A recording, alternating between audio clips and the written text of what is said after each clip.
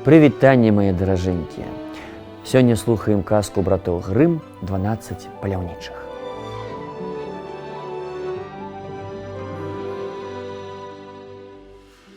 Жыў каралевіч, і была ў яго нявеста, якую ён вельмі любіў. Ён цешыўся сваім шчасцем, але раптам атрымаў вестку, што яго бацька захварэў, памірае і хоча перад смерцю з ім развітацца. І сказаў каралевіч тады сваёй любай: «Я павінен ехаць, мне давядзецца цябе пакінуць на нейкі час, дык вось даю табе на памяць пярсцёнак. Калі я стану каралём, вярнуся назад і забяру цябе». Сеў ён на коня і паскакаў. Калі ён прыехаў дамоў, бацька паміраў. Ён сказаў яму перад смерцю: «Дарагі мой сын, апошні раз хацеў я пабачыцца з табой перад смерцю, і абяцай мне, што ты ажэнішся па маёй волі». І назваў ён адну каралеўну, якая павінна была стаць яго жонкай. Сын быў так засмучаны, што не падумаў і сказаў: «Добра, дарагі татачка, хай будзе па вашай волі». І кароль памёр. Надышоў час памінак, і сын павінен быў выканаць волю бацькі.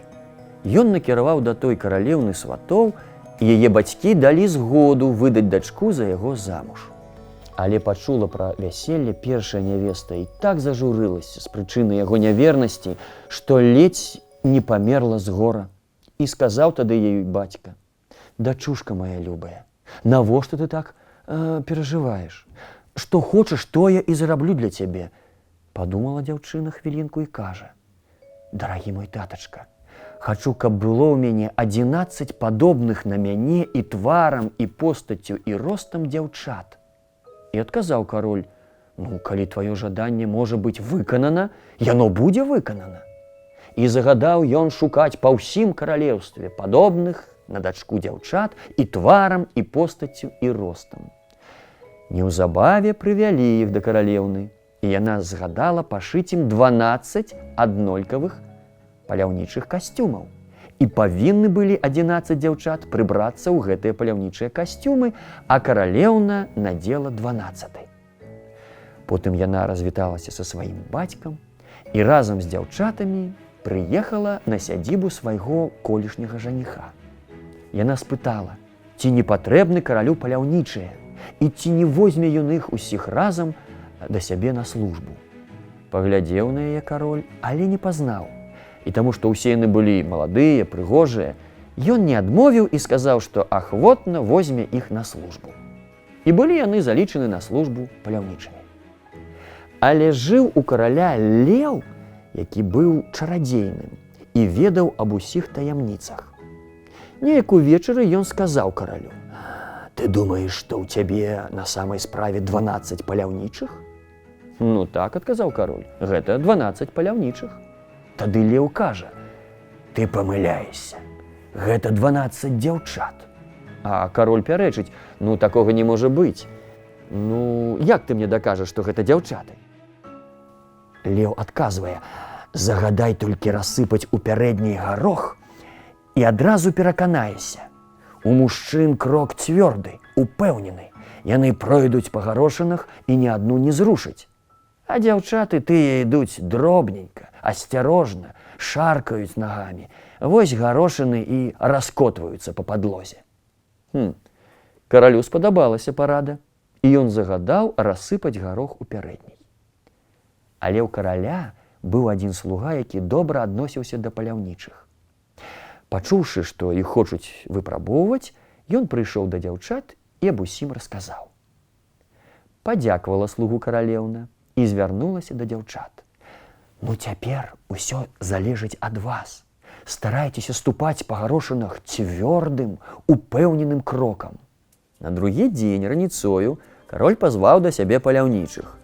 І калі яны апынуліся ў пярэдняй, дзе быў рассыпаны гарох, то прайшлі па гароху упэўнена і цвёрда, і паходка ў іх была моцная і прыгожая, і ні адна гарошына не пакацілася, нават з места не зрушылася.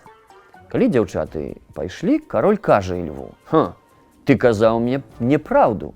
Яны прайшлі як мужчыны». А леў растлумачыў: «Дзяўчаты даведаліся, што іх будуць выпрабоўваць, і абдумалі, як ім ісці.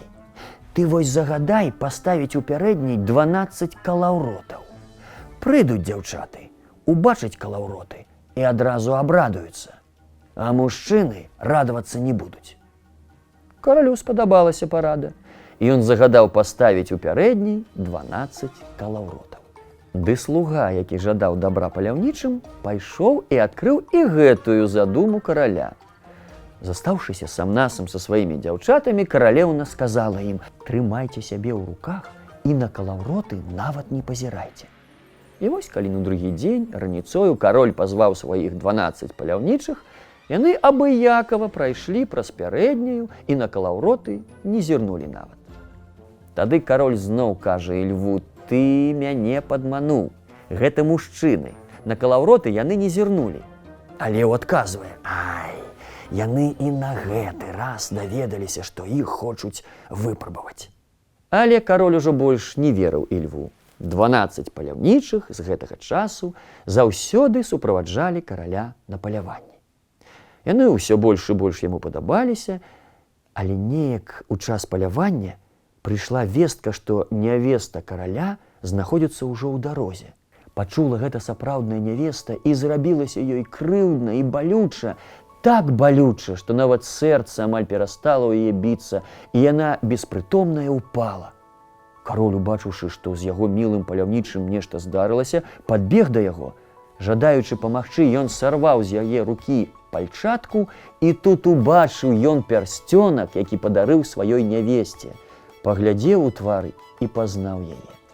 І захвалявалася яго сэрца. Пацалаваў ён яе, і калі яна расплюшчыла вочы, сказаў: «Ты моя, я твой, і ніхто на свеце нас ніколі не разлучыць». І кароль паслаў насустрач другой нявесце ганца і згадаў прасіць яе вярнуцца назад у сваё каралеўства, так як, маўляў, у яго ўжо ёсць жонка, а хто стары ключ знойдзе, таму новага не трэба. Тут і вяселле згулялі, і леў зноў трапіў у міласць да караля, бо ён жа яму усю праўду казаў. Вось бачыце, мае маленькія, складаныя выпрабаванні чакалі караля і яго нявесту, але ўсё скончылася добра, бо дзяўчына да апошняга верыла, што ў яе ўсё атрымаецца, а яшчэ таму, што побач быў сябар з добрымі парадамі. Жадаю, каб і ў вас усё атрымалася. І заўтра, і весь тыдзень, і ўвогуле заўсёды. А зараз дабраноч, мае даражэнькія.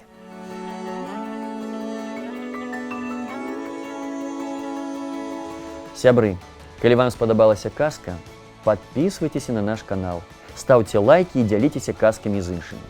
Падзякаваць за праект ды зрабіць добрую справу можна, ахвяраваўшы Беларускі фонд культурнай салідарнасці па спасылцы ў апісанні да гэтага відэа.